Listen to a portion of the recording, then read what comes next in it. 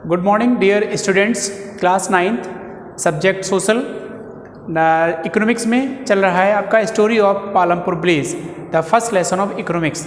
और ये सिलेबस का 4th लेसन चल रहा है बेटा। हिस्ट्री में 1 हो गया, ज्योग्राफी में 1 हो गया, सिविक्स में 1 हो गया और इसमें भी 1। तो यू हैव कंप्लीटेड 3 और ये 4th है, तो आज या कल में ये फिनिश हो जाएगा। आप ध्यान से थोड़ा सा देखिएगा, ओके।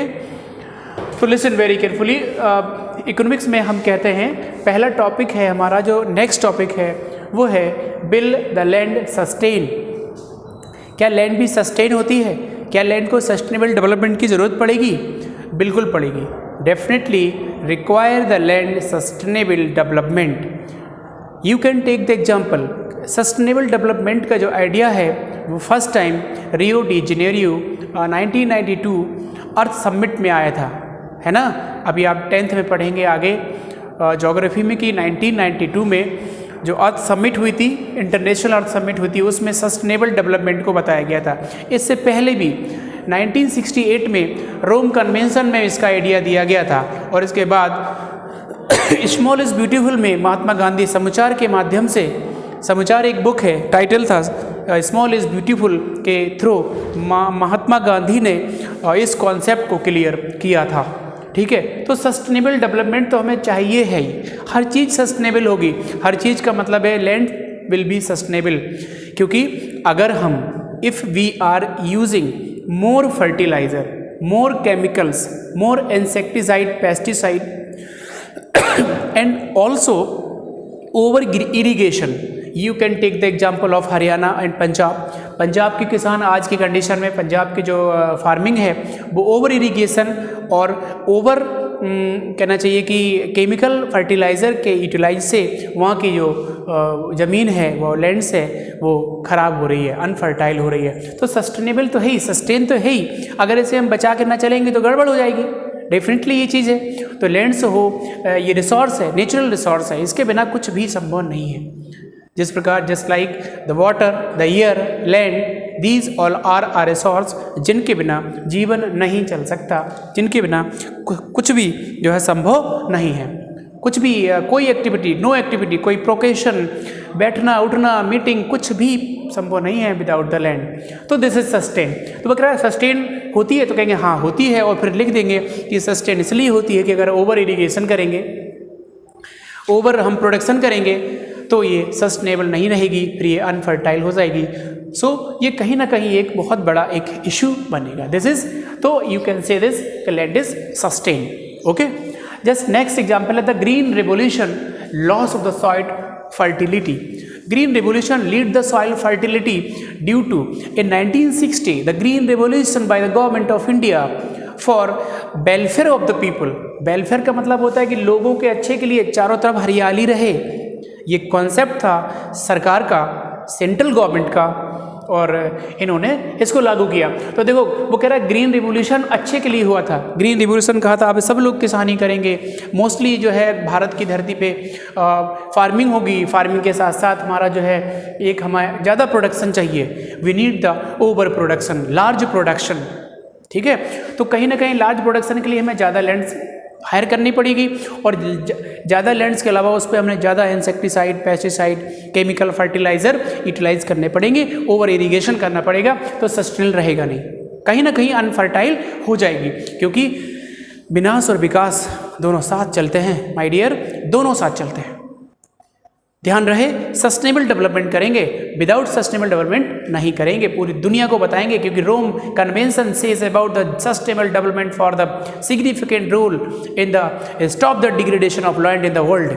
पूरी दुनिया में डिग्रेडेशन रोकने के लिए सस्टेन एक ऐसा तरीका है जिससे हम डेवलप भी कर सकते हैं और अपना काम भी चला सकते हैं, ओके।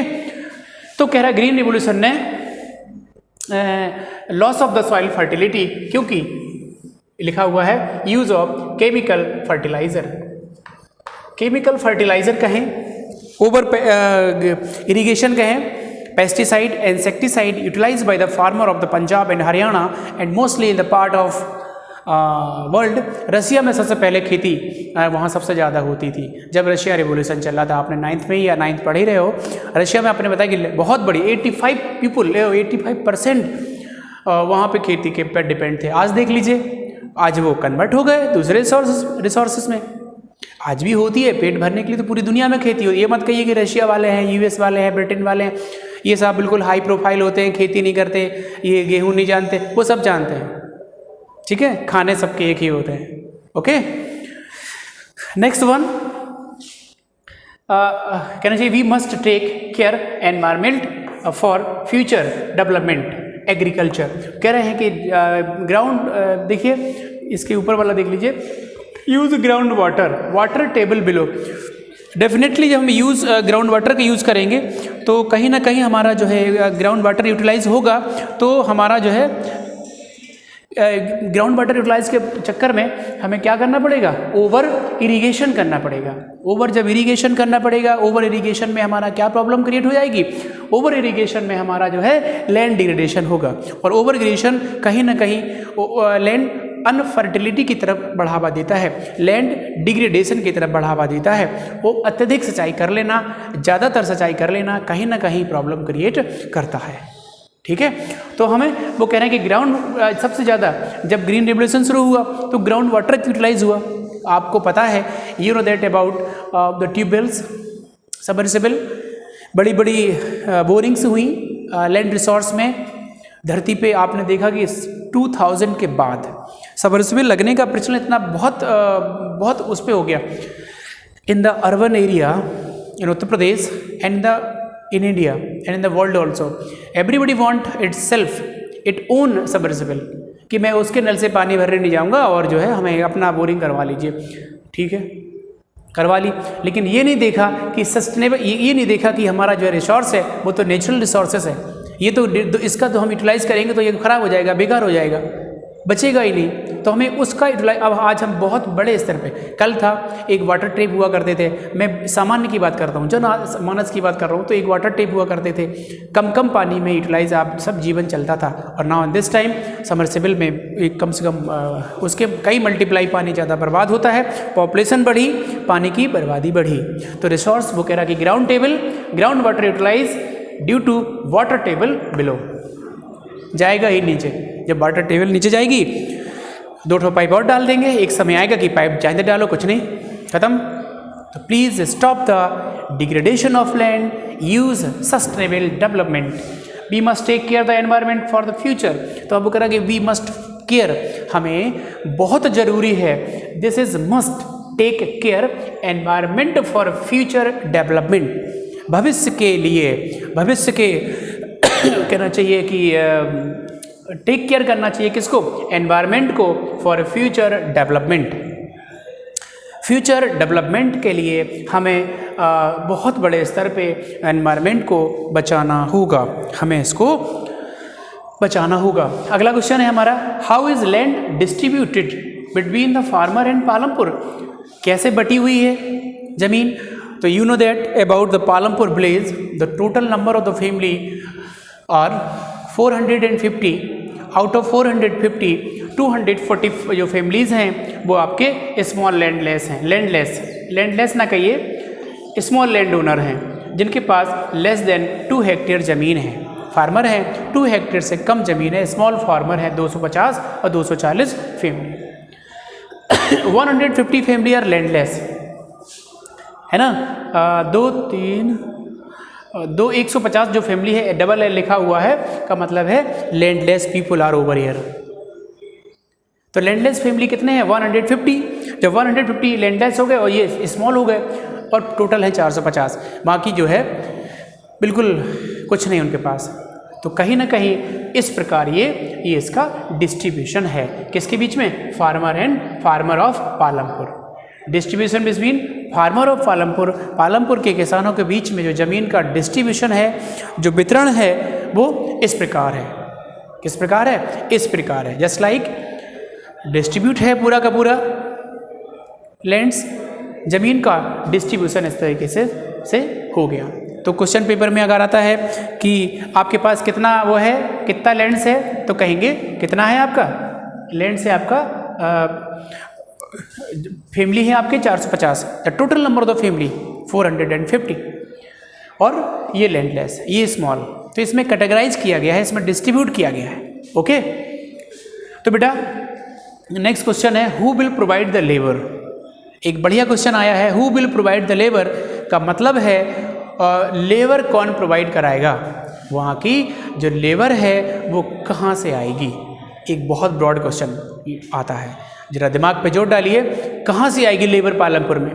सिंपल सा आसान क्वेश्चन है कि अगर किसी गांव में किसी भी विलेज में लेबर की कमी होती है, सबसे पहले लेबर को क्या चाहिए, गांव में काम। This is different people different goal. A labour having a mentality कि हमारे खुद के गांव में हमें प्रॉपर काम मिले, और प्रॉपर काम मिलने के बाद हमें शाम को घर जाने को मिले और हमारे बच्चे भी किसी सरकारी प्राइमरी स्कूल में पढ़ें। The concept of the landless labour in India, this is the economics. Economics में 10th में आप पढ़ेंगे डिफरेंट पीपल डिफरेंट गोल। और एक किसी हायर फैमिली का बच्चा होता है, वो कहता है नहीं बाहर पढ़ें, बाहर से कमाएं, बाहर रहें, आउट ऑफ स्टेशन रहें। तो ये सब कॉन्सेप्ट है, this is different people different गोल। ये तो डिस्ट्रीब्यूशन आपको समझ में आ गया। अब कह रहा है लेबर कौन प्रोवाइड कराएगा, सीधी सीधी बात है, small farmer family, landless family, जो लोग भूमिहीन हैं, स्मॉल फार्मर हैं, वो लेबर प्रोवाइड करवा देंगे। सीधी सीधी बात है कि भैया अपने 2 हेक्टेयर से भी जिनके पास ज़मीन कम है, या जो बहुत ही लैंडलेस हैं, वो परिवार कहाँ जाएंगे। रायगंज में काम तो वैसे है, टाउन है अपना, कुछ बेचने जाना है चले गए, इतना बड़ा डेवलपमेंट इंडस्ट्रियलाइजेशन तो है नहीं। तो कहीं ना कहीं ये जो लैंडलेस पीपल हैं वो इन्वॉल्व हो जाएंगे किसके यहाँ, लैंडलॉर्ड के यहाँ। So small farmer and landless people provide the labor for the farming in Palampur village.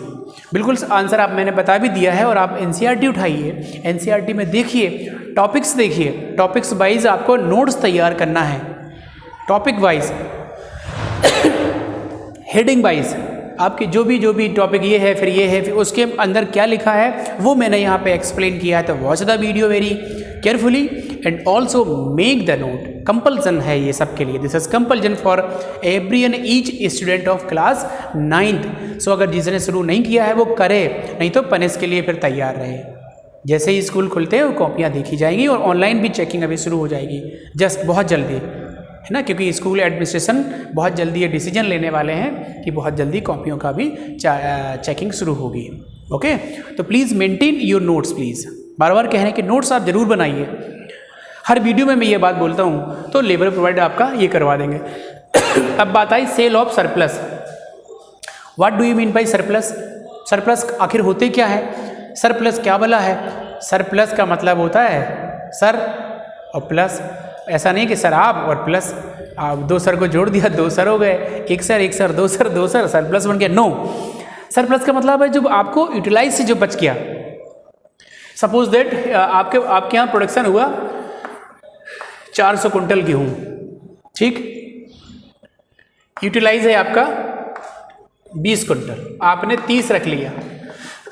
आप बड़े किसान हैं, आपने प्रोडक्शन आपके यहाँ 400 क्विंटल्स हुआ, या चलिए इतना कुंटल हुआ, 40 कुंटल हुआ, चलिए आपने उसका यूटिलाइज कर लिया 20 का, जो भी बचा वो सरप्लस होगा, क्योंकि आपको उस सरप्लस से घर के सारे सामान, बच्चों की फीस से लेके जूते कपड़े से लेके सारा सामान खरीदना है, मैनेज करना है, समझे, सब कुछ मैनेज करना है। इससे जो सरप्लस से जो बचा हुआ, सरप्लस अनाज से जो सब पैसा आएगा, मतलब सरप्लस जो होगा, जो बचा हुआ होगा एक्स्ट्रा, खाने के बाद जो बचेगा, पहले ही हम कर लेंगे, हमारा 20 कुंटल होता है खर्चा, तो 25 रख लेंगे।